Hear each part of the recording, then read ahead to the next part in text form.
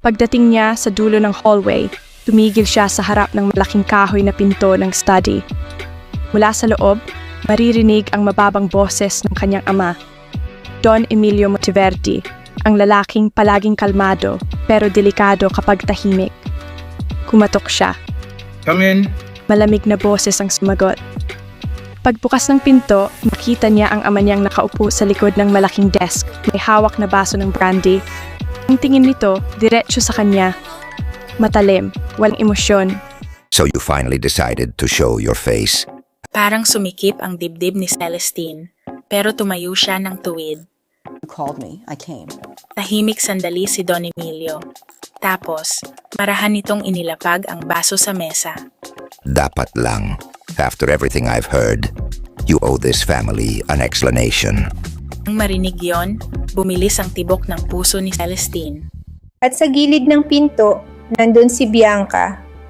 Nakasandal, may ngiting kontento habang pinagmamasdan silang dalawa. She told him.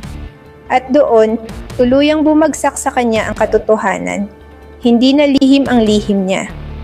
Ilapag ni Don Emilio ang isang papel sa ibabaw ng mesa. The pregnancy test report. Tahimik lang si Celestine, pero parang lumakas ang bawat tibok ng puso niya habang nakatitig sa dokumento. You care to explain this? Hindi siya kumibo. Hindi rin siya makatingin sa mga mata nito. Celestine, Mahinang sabi ni Don Emilio, pero ramdam ang puwersa sa boses niya. is this true? Wala pa rin siyang sagot. Gusto niyang magsalita, pero parang may nakabara sa lalamunan niya. Answer me. Gaw ng ama niya. Sabay tayo mula sa upuan. Napatras si Celestina, nanginig. Yes. Parang biglang tumigil ang oras. Isang mabilis na galaw at bago pa niya namalayan, How dare you bring shame to this family? pak! Sampal sa kanya ng daddy niya. Malakas ito at masakit. Ramdam ni Celestine ang hapdi hanggang sa puso niya. Who is the father?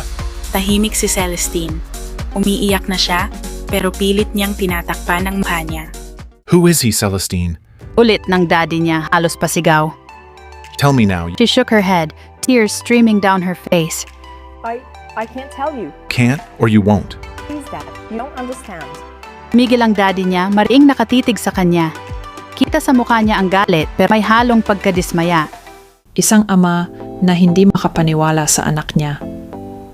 Mula sa gilid ng pinto, nagsasalita si Bianca, nakasandal pa rin doon, may ngiting mapanuksong halos hindi maitago. See, Dad. I told you she was hiding something. Lalong tumigas ang ekspresyon ng daddy niya. You have disgraced us, Celestine. From this day on, you are no longer part of this family. Lamig niyang sabi. Parang nabasag ang mundo ni Celestine. Nakaluhod siya. Sa sahig umiyak ng tahimik habang pinapanood ang ama niyang naglalakad palabas sa pinto ng study room. Parang wala siyang anak na umiiyak at nakaluhod sa sahig. Bianca stepped closer, her heels clicking on the marble floor. Poor sister. Long nito, may ngiti sa labi. You should have known secrets never last in this house. Hindi na siya sumagot. Umiiyak lang si Celestine, hawak ang tiyan niya, as if trying to protect the only thing left that was truly hers. Tumayo si Celestine mula sa pagkakaluhod, nanginginig pero puno ng galit. Habang papalayo si Don Emilio, nagsimulang magsalita si Celestine. Unay, mahina, pero unti-unting lumakas ang boses niya hanggang sa sumigaw na siya. You think I'm the one who disgraced this family? Sigaw niya, halos pumutok ang boses sa galit. Oh, Dad! You did! Tumigil si Don Emilio sa paglalakad, ngunit hindi siya lumingon. I turned my back on this family a long time ago. Patuloy ni Celestine, luha ang galit. The moment you let them into our lives. Bianca and her mother, Luciana, that's when everything started falling apart. Narinig, bahagyang napaatras si Bianca, pero agad din siyang ngumiti, mapanukso. Oh, I do. You don't know what you're saying. You replaced mommy with them. You let them destroy everything she built. And because of that, my mom's died. Tahimik ang buong silid. Kahit ang mga ilaw ng chandelier ay parang nag-aalangan sa tensyon. You ungrateful child. Sigaw ni Don Emilio, nanginginig sa galit. How dare you accuse me of your mother's death?